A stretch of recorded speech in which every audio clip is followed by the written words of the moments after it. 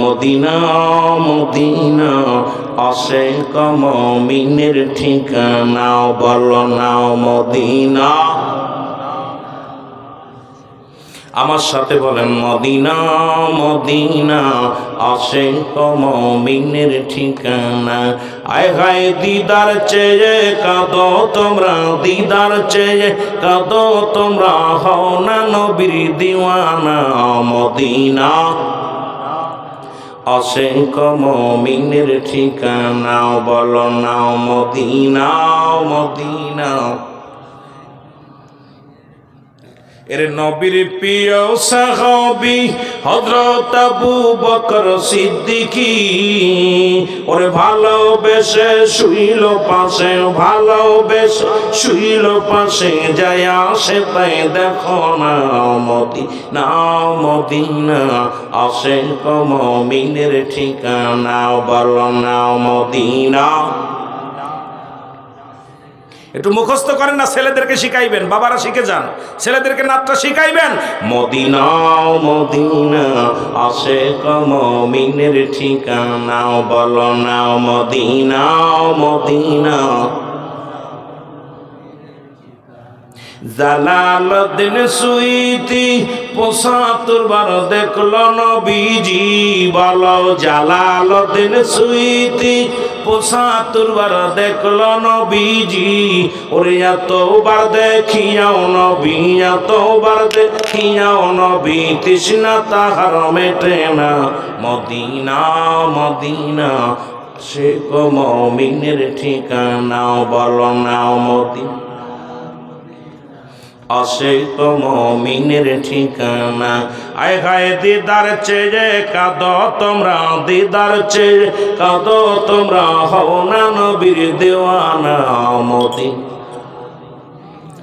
আশিক মুমিনের ঠিকানা, বলো না মদিনা।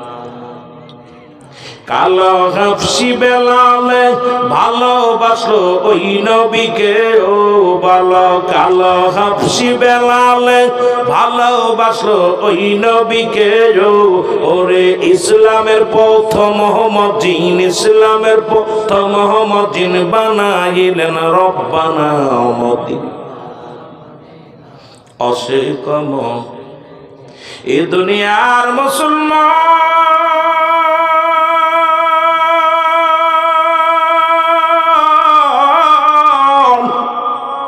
এ জীবন জীবন নয়, এমন একটা জীবন আসবে গো, যে দেশে গেলে মানুষের বিচার হয়, যে দেশে গেলে হিসাব হয়, যে দেশে গেলে মানুষ আর কোনোদিন ফিরে আসে না। যদি আল্লাহর গোলাম হইয়া নবীর প্রেমিক হইয়া সেই দেশে যেতে পারো, তোমার আমার জিন্দেগিটা হবে সুন্দর বান্দা। এই জন্য মানুষের ৩টা বিপদ। নাম্বার 1 হলো মানুষের মরণ। জোরে জোরে চিল্লায়া বলা যাবেন আল্লাহু আকবার। ১ নাম্বার হলো মানুষের মরণ,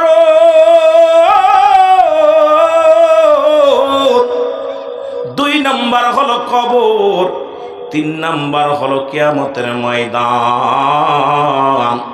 প্রতিটা মানুষের ৩টা বিপদ। কয়টা বিপদ? জোরে জোরে বলেন কয়টা বিপদ? এর ১ নাম্বার হলো মুসলমান মরণ। এই মরণের কথা বললে বড় ভয় লাগে অন্তরে গো আল্লাহ, কখন যেন মরণ এসে যায়, কখন যেন মালাকুল মউত এসে যায়। ও রব্বে কারীম,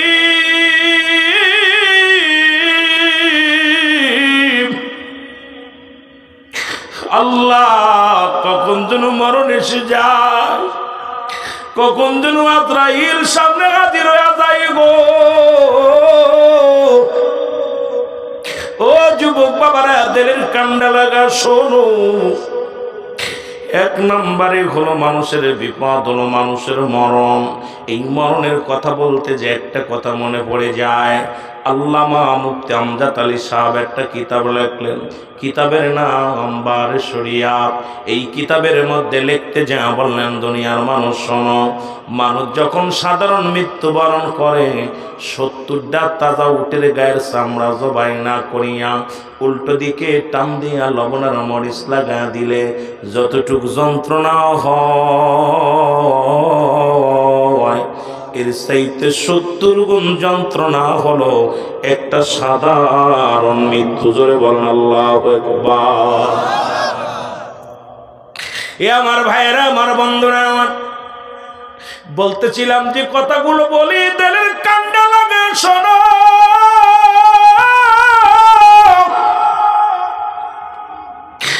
মানুষ যখন মৃত্যুবরণ করে ইমানদারের মৃত্যু হয়। ও যুবক, দিলের কান্ডা লাগা শোনো গো,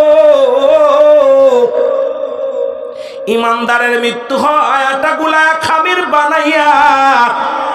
এই খামিরের মধ্যে যদি মুসলমান একটা চুল পড়ে, চুলটা যেমন অনাসে টান দিলে বাইর হয়ে যায়, ইমানদারের মৃত্যুটা ঠিক সেমনি হয়। ও মুসলমান শুনে নাও, এই মৃত্যুগুলো যদি এত কষ্ট হয়, কত মানুষ মারা গেল, কত মানুষের জানাজা পড়াইলাম এই জমিনের মধ্যে, এই মাটি স্কুল ময়দানে কত না মানুষের জানাজা পড়াইলাম। এই মৃত্যুর সময় অনেক মানুষ পায়খানা করে দেয়, মৃত্যুর সময় অনেক মানুষ প্রস্রাব করে দেয়, মৃত্যুর সময় অনেক মানুষ মুসলমান চোখ দুটি বড় বড় হয়ে যায়, মৃত্যুর সময় অনেকের মুসলমান জিহ্বা বাইর হয়ে যায়। তাদের মৃত্যুটা কত কঠিন হয়েছে আল্লাহ। জোরে জোরে চিল্লায় বলা যাবে না আল্লাহু আকবার। জোরে জোরে চিল্লায় আরেকবার বলা যাবে না আল্লাহু আকবার। এ আমার ভাইরা, আমার বন্ধুরা, আমার এই মরণ থেকে পালানোর কোনো জায়গা নাই।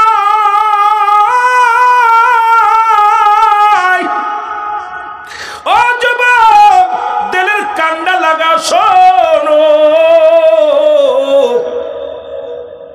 স্রষ্টার মৃত্যু নাই, সৃষ্টির মৃত্যু আছে যুবক।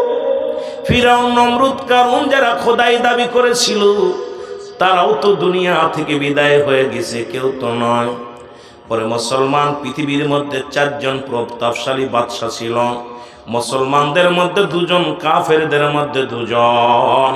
মুসলমানদের মধ্যে 2 জন, একজনের নাম হলো বাদশা সুলাইমান। রব্বুল আলামিন তাকে এত পাওয়ার দিয়েছিল, এত ক্ষমতা দিয়েছিল। ওই যে বললাম, মুসলমান এক আয়াতের তাফসীর আলোচনা করলে রাত শেষ। আলোচনা কই থেকে কই যাব, অনেক আলোচনা করা লাগবে।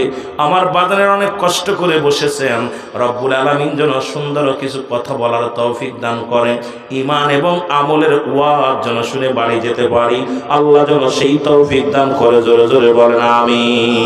মহব্বতের সঙ্গে দুরূদ শরীফ পড়েন আল্লাহুম্মা।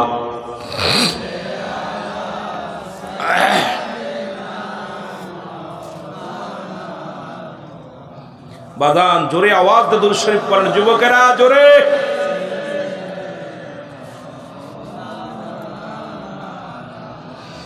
তুমি কেমন করে ঘুমাও মানুষ, তুমি কেমন করে ঘুমাও মানুষ, ফজর করে কাজা, এমনও তো হতে পারে জোহরে জানাজা তোমার, এমনও তো হতে পারে জোহরে জানাজা। আমি বড় আশ্চর্য হয়ে যে একটা জিনিস ভাবতে গেলে নিজে কন্ট্রোল করে রাখতে পারি না। এই জবান দিয়ে বলতেছেন, অমুক গ্রাম নিবাসী মোহাম্মদ অমুক মিয়া ইন্তেকাল করছে, ইন্না লিল্লাহি ওয়া ইন্না ইলাইহি রাজিউন। এই মুখ দিয়ে বলতেছেন, মরহুমের জানাজার নামাজ আগামীকাল সকাল 10টায় অনুষ্ঠিত হবে। ইমাম সাহেব একই মাইকে সেকেন্ডের ভিতরে নাম পরিবর্তন, আর নাম বলতেছে না। কথা কি বোঝেন আমার? না আপনাদের নাম বলে? এই যে আপনাদের আব্দুল জব্বার সাহেব, বলা হলো মোহাম্মদ আব্দুল জব্বার সাহেব, জনাব মোহাম্মদ আব্দুল জব্বার সাহেব ইন্তেকাল করছে, তার নিজ বাসভবনে সকাল 10টায় ইন্তেকাল করছে। ইন্না লিল্লাহি ওয়া ইন্না ইলাইহি রাজিউন। এবার কি বলবো? আব্দুল জব্বারের জানাজা আগামীকাল সকাল 10টায় হইব, বলবো কি বলবো? কিতা বলবো? জোরে কর না। মরহুম। একই মাইকে সেকেন্ডের মধ্যে আপনি মরহুম হয়ে গেলেন, নাম আর নেচ্ছে না। আরে কিসের জিন্দেগি রে মুসলমান? কিসের জন্য এত কিছু করতেছেন? কিসের জন্য সুদ? কিসের জন্য ঘুষ? কিসের জন্য জিনা ব্যভিচার? কিসের জন্য হট্টগোল? কিসের জন্য আপনি মানুষকে ঠগাইবেন? আপনার সেকেন্ডের মধ্যে আপনার নাম পরিবর্তন। বলতেছে মরহুমের জানাজার নামাজ সকাল 12টায় না দুপুর 12টায় তার নিজ বাসভবনে অনুষ্ঠিত হবে। এই জবান দিয়া সেকেন্ডের মধ্যে নাম পরিবর্তন হয়ে যায়। এই হলো আপনার আমার জিন্দেগি। আর এই জিন্দেগি নিয়ে এত লাফালাফি, আর যদি সারা জীবন যদি থাকতেন দুনিয়ার মধ্যে, তাহলে কি অবস্থা হতো? ঠিকই না? আহা, এই জিনিসটা কোনো ব্যক্তি ভাবলে এই ব্যক্তি ঘুষ, সুদ, জিনা, ব্যভিচার, অন্যায়, জুলুম কিচ্ছু করতে পারে না। আমার ভাইয়েরা, আমার বন্ধুরা, আমার গভীর মনোযোগ, যে কথাগুলো আমি বলতেছিলাম দিলের কান্ডা লাগা শোনো।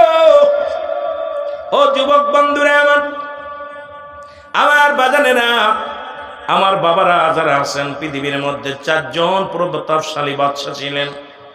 তাদের মধ্যে মুসলমান